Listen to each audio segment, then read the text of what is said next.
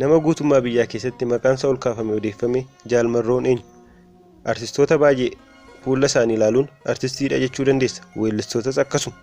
Garuu nama kana ilaalte hojii isaa tilmaamnaan hiddi dhaloota kee morfattuu faana wal qabata jedhee naman ta'uu baannaan weellisaa reegeeti yookaan aaktarii Hooliwuud jechaa ooluu keeti. Inni garuu kana hunda keessaan qabu. Feetu fiilmiin ilaalayyuu dhokaasa inni dhokaasee gadi. Sirba reegee yeroo dhaggeeffatu iyyuu hin qabu. Mucaan raastaan kun fiilmis sirbas keessaan qabu. Isa aartii osoo hin taane kan waan qabsoodha. Uummata isaaf jedhee barumsa isaa dhiisee bosona filate. Maqaan isaas akkuma bifa isaa bareeda. Jaalmarroo. Garuu maatiin isaa yeroo dhalate maqaa isaan baasanii fi Kumsaa Dirribaa ture. Inni garuu lammii isaaf jedhee qorra filatee bilisummaa barbaacha gaafa bosona seene maqaan isaa Jaalmarroo jedhame. Jaalmarroon akkuma qabsaa'ota kaanii Itoophiyaa keessatti garee tokkoon akka bilisa baasuuf qabsaa'utti yoo deeggaramu, garee kaaniin immoo akka shororkeessaatti ilaalama. Kaan qabsaa'aa mirga dhala namaati jedhuun, kaan immoo Boko Haram Itoophiyaati jedhuun. Garuu mucaan bifti isaa dorgomaa bareedinaa fakkaatu kun yuunivarsiitii irraa kobbee isaa lafa kaa'ee gaafa bosona seene rasaasa qabatee seene faana dhugaan akka jirtu ni beeka ture. Kanaaf utuu manni haadha isaa hawwisiisuu dhaloonni dhufu miidhamuu isaarra har'a ani miidhamuu naaf wayya jedhee bosona mana isaa godhate. Waggaa 16 kana Jaalmarroon akkamittiin qabsootti dabalame? Biyya isaarraa ari'atamee akkamittiin Yuugaandaatti hidhame? Guyyoota muraasaan dura mootummaan neetworkii cufee waraanuuf yoo yaalayyuu homtuu hin taane warri dhufanis akkuma dhufaniin dhadhaa abidda buute ta'aniiru. Maqalee deemeera kan jedhamus sobaa ani asuma buna Wallaggaa jalan ture jedhee hamma BBC Afaan Oromootti ibsa inni kenneetti qabannee dhiyaanneerraa nu hordofaa. 1996 Yuunivarsiitiin Finfinnee manaajimentiin barattoota filatee yeroo galmeessaa ture. Waggaa muraasaan booda waraana mataasaa kan uummate Jaalmarroon keessa jiraachuusaa hin tilmaamne ture. Achuma Yuunivarsiitii Finfinnee keessatti bara 1996 jalqabee yeroo hiriira mormii bahaa ture waggaa tokkoffaasaa ture.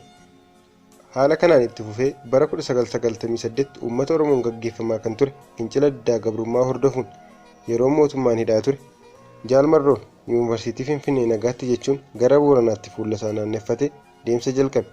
Jireenyi gabrummaa naga'e kan jedhe Marroon asis achis osoo hin jedhin waraanatti dabalame. Kan inni itti makame immoo ABO yookaan adda bilisa baasaa uummata Oromoo ture. Garuu baay'ee osoo hin turiin deebi'ee Finfinnee jette. Garuu Marroonni kun Marroo isa dura Finfinnee keessa ture hin turre. Marroonni kun waraana maqaan qofa beeku ture. Amma garuu shaakala isaa fudhateera. Qubni isaa qawwee faana wal bareera. Utuu fuullaa fuula wal loltee utuu humna hin baasin akkamittiin akka lafa si nyaachisuu barateera. Gara Finfinneetti erga deebi'ee booda qeerroo bilisummaa jedhamuun maqaa dhoksaan kan beekamu itti dabalame.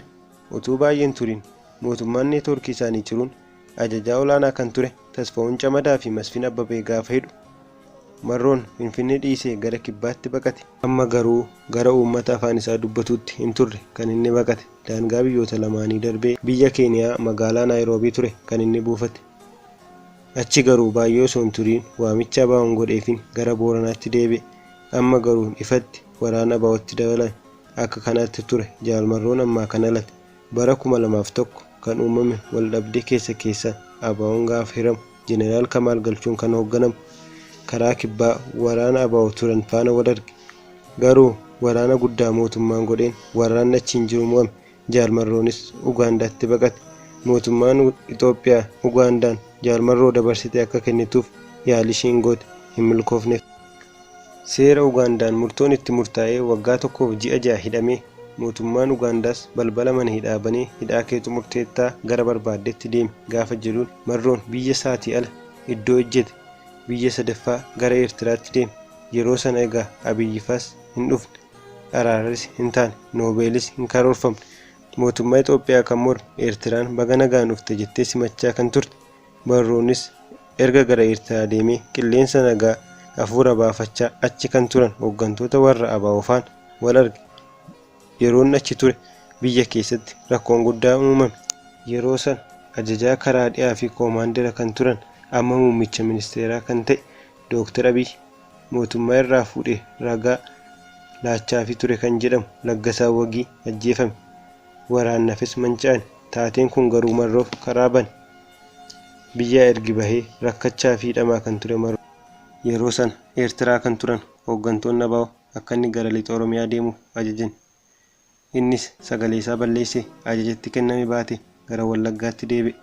Yeroo inni Wallagga ga'ee hojii isaa jalqabu dargaggoonni baay'een atumti nu leenjisii nu hidhachiisi malee si faana hiriirra jechuun gara isaatti akka fiigan kan godhan taateewwan lama laal. Tokko bara 2012 mormii Oromiyaa keessatti ka'e yoo ta'u dargaggoota baay'ee filachuun miseensa ABO akka dabalu godheera. Kan biraa immoo kabaja ayyaana Irreechaa irratti kan uumame dargaggoota meeshaa milishaa gandaa warra jedhaman irra saamuun dargaggoonni naannichaa gara ABO'tti dabalaman. 2016 ABO'n godinoota Wallaggaa arfan keessaa aanota baay'ee dursummaa Jaal Marrootiin to'ate gandoota baadiyyaa bulchaa ture. Dr. Abiyyi gara aangootti erga dhufee booda naannoo sana humni mootummaa jiru dadhabe. Haala mijataa kanaan fayyadamee ABO'n godinoota karaa lixaa jiran to'ate. Eegaa kana booda mootummaan inni haaraan ODP'n durfamuu fi Daawud Ibsaan kan durfamu ABO'n Eertiraa irratti walii galuun boqonnaa haaraan paartii haaraa uumuuf walii galan.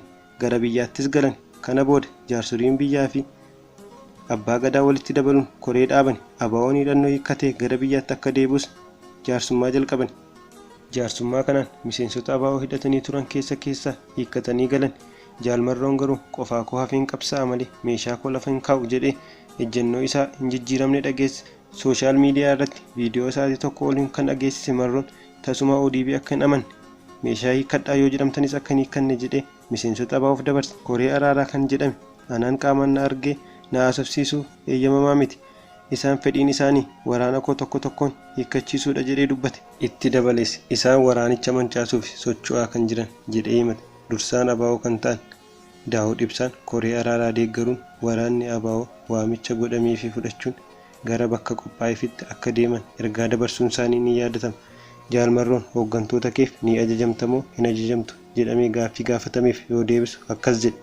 Hooggantoonni koo waan isaan jedhan ABO'n kanuma keessan dhaqaatii mariisa waan isaan siniin jedhanis dhaga'a jedhe. Itti dabalees gaafa dubbatu ani wantoota faayidaa qaban irratti mari'anna jedhe malee propagandaan poolitikaa bu'aa hin qabu.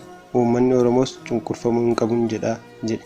Isaan garuu miseensota waraanaa keenyatti bilbiluun tokko tokkoon hojii waraana diiguu hojjechaa jiru jechuun waraanicha diiguuf hojii hojjetamaa jiru irratti dheekkamsa isaa dhageessise. Yeroo kana rakkinni jiru furmaata hin arganne jedhee kan amanu Marroon amma kan isaan hiikkachiisan dhibbarraa harka 5 hin ta'u harki 95 ammayyuu hidhatanii jiru jechuun dubbata. Gara fuulduraatti qabsoo hadhooftuu gochuun keenya itti fufa kan jedhe Marroon qofaa koo yoon hafeeyyuu qabsoon koo itti fufa. Karoorri koos kan qabsoo hidhannoo akka itti fufu dubbateera.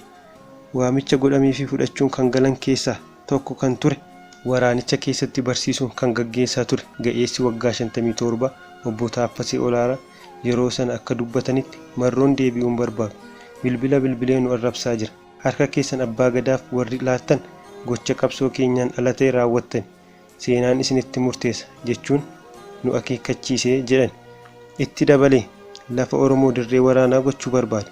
Uummanni nagaa otoo barbaadu inni ammayyuu dhiiga dhangalaasuu yaada yoo ta'e dogongoreeraa jedhe. Egaa waamicha abbaa gadaa fudhachuun warra galan sodaachisteettaa jedhee gaafa gaafatamu Marroon akkas jedhe. Sodaachisuu maaliiti? Meeshaa hidhanneetu dhaabannu ture kan isaan deemaa turan. Filannoo isaaniidha. Eenyuyyuu eenyuun hin sodaachisne. Egaa araara kanaan itti aanaan Marroo kan ture diinaraas utuu hin hafin waamicha fudhachuun gatee deemeera. Diinaraas waa'ee Marroo gaafatamee gaafa deebisu mo'amuutti fakkaate wanta namni jedhu hin fudhatu. Erga jedhee booda kanaan ala rakkina biraa hin qabu jedhee waa'ee Marroo ibse.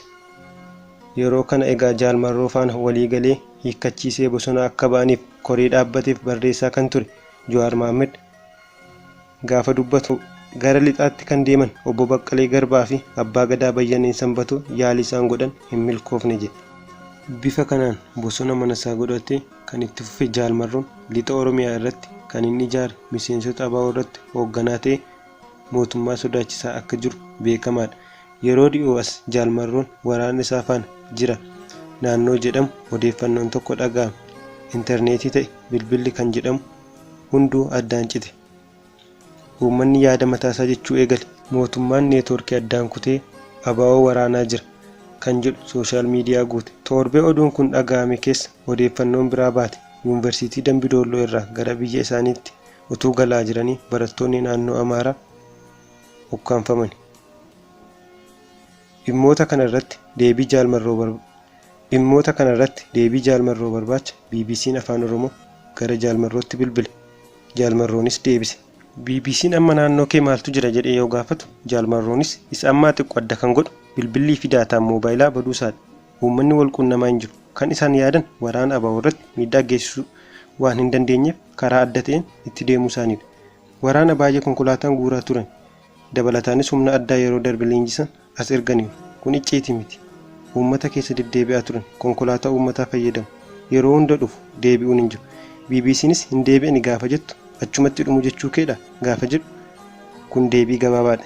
Yuunivarsiitii Dambidolloo kan baratan barattoonni 17 humna hidhateen ukkaanfamaniiru. Dambidolloof Gambeellaa gidduutti waraana keessatti ukkaamse isa jedhuuf gaafa deebisu immoo kana yeroo jalqabaaf kanan dhagahaa jiru sirraatiidha. Waraanni keenya gocha akkasii hin raawwatu. Barattoota yuunivarsiitii faana walitti dhufeenya hin qabne. Kuni tasumaa hin ta'u. Kanaan duras hin taane gara fuulduraattis hin ta'u jedhee deebisaa kenneera. Gaaffiin BBC inni itti aanu Jaalmarroon TPLF faana hojjechaa jira. Yeroo darbes Maqalee ture kan jedhu ture. Jaalmarroo yoo deebisu yoo barbaaddan Marroon du'eera, yoo barbaaddan Maqalee jira. Ijoolleen Oromoo waan barbaadan qabu. Oromoon of danda'ee poolitikaa mataasaa dursuu qaba. Ofiin of bulchuu danda'a. Isaan garuu kana deebisuur karaa Amaaraa nu baasa jedhanii sababa barbaadu. Marroo yookaan ABO'n warra kaan faana hojjetu jedhu. Nuti of dandeenyee sochoona. Maalumaafuu ani kan hin argamu bosona Oromiyaa buna Wallaggaa jala. Gaaffiin BBC inni itti aanu Wallagga irraa intarneetii fi bilbila addaan citeera yeroo jedhamutti akkamittiin si argachuu dandeenya? Jaalmarroo yoo deebisu dhugaadha. Guutummaa Oromiyaa irraa neetwoorkii yoo citeyyuu guutummaa Itoophiyaa irraas dabalataan yoo citeyyuu waraanni ABO neetwoorkii mataa isaa qabaachuusaa kanarraa hubatta. Waraanni keenya wal quunnamaa jira. Kun deebii isa xumuraa ture. Egaan hordoftoota keenya Jaalmarroon akkuma jedhe humna waraanaa Itoophiyaa on kuteessee bilisummaa jedhe kana uummata Oromoo fidee dhufaa kan jedhu gaaffii namoota baay'eedha. Kan kana qindeessee isiniif dhiyeesse ani Jirraa Baqqalaadhaa. Chaanaalii keenya waliin waan jedhu subscribe gochuun maatii keenya ta'a. Odeeffannoowwan haaraa argadhaa.